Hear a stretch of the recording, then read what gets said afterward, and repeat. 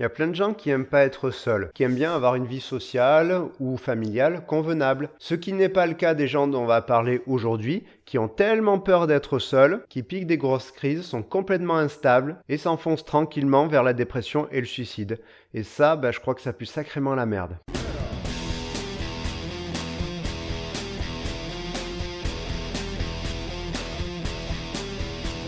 Bon, aujourd'hui on va parler des borderlines, c'est un type de trouble de la personnalité. Et je te propose deux façons d'aborder le sujet. La première, c'est que tu te contentes de regarder la vidéo de 10 minutes et tu auras tout compris de deux dans ta vie. Le deuxième, c'est que tu vas voir les vidéos sur le trouble de la personnalité et sur l'attachement. Et ensuite, tu essaies de deviner ce qu'on va dire dans cette vidéo. Et si tu n'apprends rien du tout avec cette vidéo sur les borderlines, ça veut dire que tu auras bien compris les 4 vidéos précédentes et que en fait tu es quelqu'un de génial.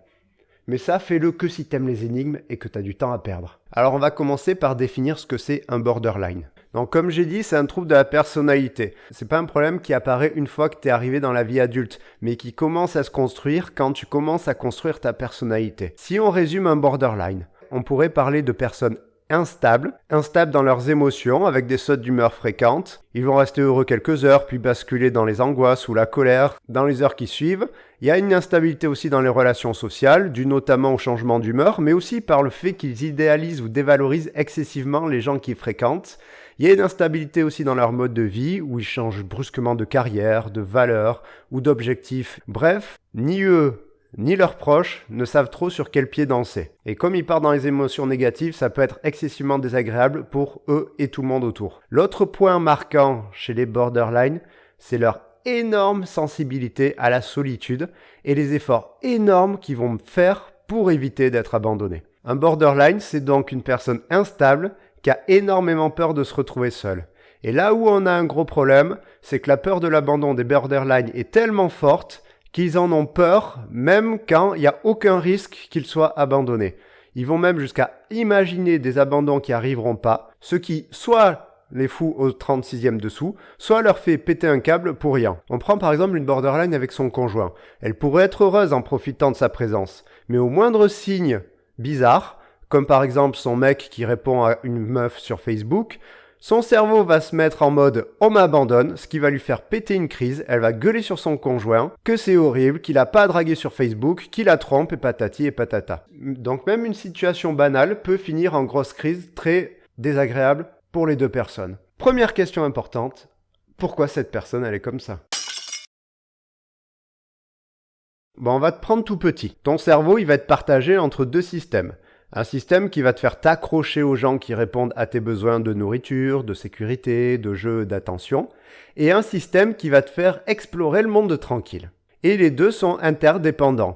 Si tu sais que les gens ils sont là pour toi pour t'aider, tu vas explorer seul le monde plus facilement. Bah oui, parce que tu sais qu'au pire, s'il y a un problème dans le monde, tu peux toujours trouver quelqu'un pour t'aider. Et la façon dont ces systèmes s'organisent quand t'es enfant vont construire ta personnalité. Si par exemple tes parents te laissent pas explorer seul, t'as plus de chances d'être anxieux quand tu seras seul. Si t'es un explorateur plutôt opposant, tu vas envoyer péter les règles qu'on te donne. Bref, si les borderline ils ont cette personnalité, c'est que certaines choses particulières se sont passées dans cette relation. Ce qu'il faut savoir, c'est que ton cerveau il vérifie constamment la disponibilité de ta base d'exploration, c'est-à-dire des gens à qui tu es attaché. Et quand il sent que cette base, elle est pas fiable et qu'elle risque de partir en vrille, il va se mettre à réagir. Et on note en général 3 réactions chez les enfants. On a ceux qui vont jouer les détachés, c'est-à-dire que comme la base est pas fiable, ils vont plus lui faire confiance et couper les ponts. On a les désorganisés qui vont être complètement paumés, qu'ils soient seuls ou avec leur base, ils sont pas où ils sont. Et enfin, on a les ambivalents qui, devant cette situation, vont être instables, en alternant entre je rejette la base et je m'y accroche comme une moule. On remarque aussi que ces petits enfants ambivalents, quand ils sont loin de leur base, ils pleurent énormément et ils supportent pas d'être séparés de cette base. En gros, les borderline, c'est des enfants ambivalents qui ont construit leur personnalité autour de cette insécurité, du fait qu'ils n'étaient pas sûrs que les gens à qui ils sont attachés vont rester là pour eux. Du coup, c'est pour ça qu'on appelle ça ambivalent, parce qu'ils ne peuvent pas se passer de leurs proches, mais ils ne peuvent pas se passer de leur crier dessus parce qu'ils ont peur que les proches se barrent. En général, on observe dans le passé des borderline des bases déjà ambivalentes, comme des parents changeant fréquemment de comportement, ou des parents souvent absents à cause de dépression chronique, ou le pire du pire qui est fréquemment associé au borderline, c'est l'abandon de l'un ou de plusieurs des personnes à qui ils ont été attachés. La question ultime va être de savoir pourquoi cette personne qui a à la limite une enfance instable continue à être instable par la suite alors que son petit mari l'aime de tout son cœur, ou sa femme, parce que les borderline, il y a aussi des mecs borderline. Premier problème, c'est que son insécurité s'étant développée tout le long de la construction de sa personnalité, ça s'est ancré dans le borderline, et que du coup, il va être amené à voir le monde en fonction de ce problème d'abandon. Comme si le cerveau était obsédé par ça. Le borderline, il va donc ramener des événements anodins à cette problématique sans pouvoir se raisonner. Comme par exemple en interprétant un retard de 10 minutes de quelqu'un comme un signe d'abandon. Et cette hypersensibilité, on la remarque même dans les études sur le cerveau. Ils ont fait une expérience par exemple où ils montraient à des gens borderline et à des gens normaux des images d'attachement, comme des gens qui se tiennent la main. Ces images, elles ont tendance à activer chez nous le système responsable des émotions, de la peur, de la survie. On a remarqué que celui des borderline était aussi sensible que celui des personnes normales. Le problème étant que chez la personne normale, il y a d'autres parties du cerveau plus raisonnées et plus frontales qui permettent de réguler cette partie qui a peur. Et chez le borderline, cette partie ne fonctionne pas correctement et ne fait pas son boulot correctement. Donc en gros, on pourrait dire que les borderline sont aussi sensibles que nous à ces problématiques d'abandon. Par contre, la partie du cerveau qui est censée les raisonner fonctionne pas correctement. Donc une personne normale peut très bien avoir cette idée, tiens, il va me quitter, il m'a pas dit bonjour aujourd'hui, sauf qu'on arrive à se calmer et à évacuer l'idée très rapidement. Les borderline peuvent pas et y croient fortement. Dans les cas de maltraitance et de négligence, on voit que c'est ces circuits qui nous régulent qui n'arrivent pas à se construire correctement au cours de notre enfance. Donc ce qui empêche finalement un borderline de se soigner et de se rendre compte que les gens vont pas l'abandonner, donc c'est que d'une part il interprète le monde de manière complètement biaisée, et c'est que d'autre part, même son cerveau n'est pas capable de se réguler correctement face à ses peurs. Et t'as le pire qui va arriver pour le borderline, et ça c'est vraiment le cercle de la mort qui tue et qui va le défoncer tout le long de sa vie. C'est le point suivant. On résume. Il a ancré dans sa personnalité son incapacité à vivre seul. L'idée que les gens vont le laisser tomber. Du coup, il a une vision biaisée du monde qu'il n'arrive pas à remettre en question et qui lui pourrit la vie parce que ça le fout hyper mal. Du coup, comme il est insécure, il réagit avec beaucoup d'instabilité et de crise, ce qui fait que, qu'est-ce qui arrive ? C'est que les gens autour de lui, ils en ont ras-le-bol, et ils le laissent tomber. Ce qui lui confirme au final qu'il est seul et qu'on l'abandonne. Après 20 ans passés comme ça, tu comprends que la personne, elle en arrive au suicide. Parce qu'elle, elle croit qu'on l'abandonne, et le monde lui dit, ben ouais, on t'abandonne. Et donc il arrive que des borderline ont la chance de tomber sur des gens qui vont les sortir de ce cercle et qui vont trouver les bons mots pour pouvoir la sécuriser, sauf que c'est très rare, tellement la personne est enfermée dans une vision du monde particulière. Donc vu que dans ces vidéos on n'essaie pas juste de compter sur la chance pour que les gens guérissent, on va voir ce qu'on peut essayer de faire pour un borderline. On va donc reprendre ce schéma et on va voir ce qu'on peut faire pour l'aider. On pourrait alors empêcher que la personne elle pique des crises. C'est d'ailleurs ce que demande le borderline et ses proches en premier parce qu'ils voudraient juste éliminer les crises. Le problème, c'est que tu règles pas la souffrance initiale et du coup, le borderline, il va peut-être pas piquer des crises, mais il va quand même s'isoler et chialer dans son coin pendant des heures.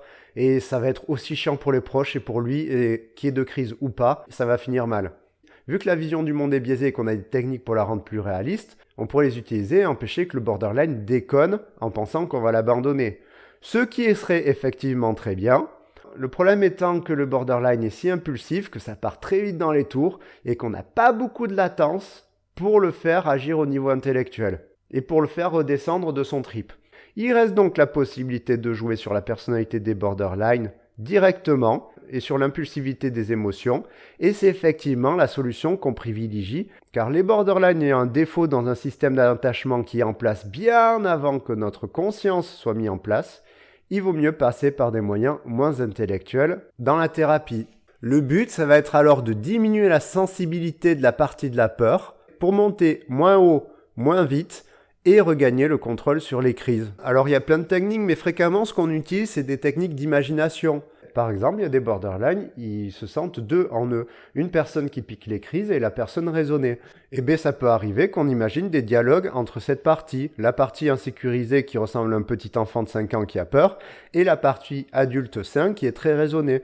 Au départ, tu as le thérapeute qui peut jouer la partie adulte équilibrée parce que ça peut être très difficile pour le patient qui a jamais trop vécu comme ça. Mais au bout d'un moment, il arrive de plus en plus à se projeter en tant que personne raisonnée. Il prend le coup, il peut arriver à créer ses propres dialogues entre lui-même et lui-même quand il commence à partir en vrille. Il y a aussi des techniques où on replonge les personnes dans les souvenirs ayant créé de l'insécurité. On fait relater par exemple à une patiente les fois où elle chialait dans le bus parce que tout le monde l'a laissé se débrouiller toute seule et qu'elle n'en pouvait plus. Puis on imagine des scénarios alternatifs où elle aurait été accompagnée par exemple par ses grands-parents, ou même sa version grande d'elle-même, qui aiderait sa version petite. Donc on réactive toute la détresse qui a créé l'insécurité, mais on apprend au cerveau à se calmer par lui-même en imaginant la présence d'un proche. Alors comme ça a l'air tout bête et ça a l'air facile, mais en fait ça l'est absolument pas. Parce que d'une part, le borderline, il a flingué tellement de relations dans sa vie, ou il est en train d'en flinguer, donc il y a des situations urgentes à gérer pour pas qu'il pourrisse sa vie encore plus. En plus, tu as une vision du monde tellement biaisée de la réalité des fois, qu'il y a tout un travail à faire pour rendre la thérapie efficace. Comme par exemple dans le cas d'un borderline tellement contrôlant, qui rejette toujours la faute sur les autres dès qu'il crise. Par exemple en disant à sa femme « Oui, mais c'est ta faute ». T'as parlé à un autre homme et tu vois bien que dans ce cas, ça va prendre des semaines pour lui faire comprendre qu'en fait, c'est pas la faute de sa femme, mais que c'est son insécurité qui crée la crise. Donc déjà, apprendre le recul sur soi, un borderline, ça peut prendre vachement de temps. Et en plus, c'est que des fois, ils sont tellement à vif que faire les exercices émotionnels avec l'imagination et tout, ça va les flinguer direct et qu'ils vont se mettre 1 mois à se remettre d'1 heure de séance. Et du coup, va falloir prendre vachement des pincettes et aller vraiment goutte par goutte pour arriver à les rendre moins impulsifs. Et en plus de devoir se dépatouiller de tout ça, il y a un truc très important dans la gestion des borderline, c'est ce qu'on appelle l'alliance thérapeutique. Une alliance thérapeutique, c'est la qualité de la relation entre le thérapeute et le patient pour arriver à bosser ensemble. Étant donné que le borderline, il a un rapport à l'autre très étrange. Il n'y a pas de raison que le thérapeute y soit épargné. Donc il va falloir arriver à stabiliser le borderline dans le cabinet déjà, pour pas qu'il pique des crises dans le cabinet et qu'il pique des crises sur son thérapeute. En plus, le thérapeute, vu le contexte d'insécurité affective, il doit être vigilant à ce qu'il active pas trop le sentiment d'abandon. Donc si le thérapeute il a tendance à louper des rendez-vous ou les annuler au dernier moment, s'il change d'avis fréquemment, s'il dit qu'on peut l'appeler quand on veut mais qu'en fait il prend jamais le téléphone, ça va pas permettre au borderline d'évoluer correctement parce que ça va encore plus l'insécuriser. Un cadre bien défini par le thérapeute est donc très important. Bref, en fait, t'as plein d'emmerdes qui font que le traitement qui a l'air tout con n'est pas aussi simple que ça. Et si les chercheurs ils se donnent parfois 3 ans pour évaluer si un traitement marche chez les borderline, c'est parce que stabiliser la situation peut prendre vachement de temps. Voilà, tu en sais un peu plus sur les borderline et comment ils fonctionnent. Si tu es intéressé par le sujet, je te laisse dans la description la bibliographie qui te permettra d'aller plus loin. Je te répète aussi que si ce sujet a été traité, c'était parce que celui que les gens demandaient le plus, parce que j'ai créé un petit questionnaire où tu peux voter pour le sujet qui t'intéresse le plus, ce qui va influencer mes choix de sujets. En attendant les prochaines vidéos qui t'intéressent, tu peux aussi regarder celles qui concernent d'autres maladies mentales, comme la boulimie ou les TOC, sur la chaîne qui devrait s'afficher je sais pas où vers là. Bonne journée. Ce qui est bien quand t'es pas borderline, c'est qu'en fait tu peux ne pas te raser, ne pas te coiffer et tu sais très bien que les gens vont pas t'abandonner. C'est super pratique.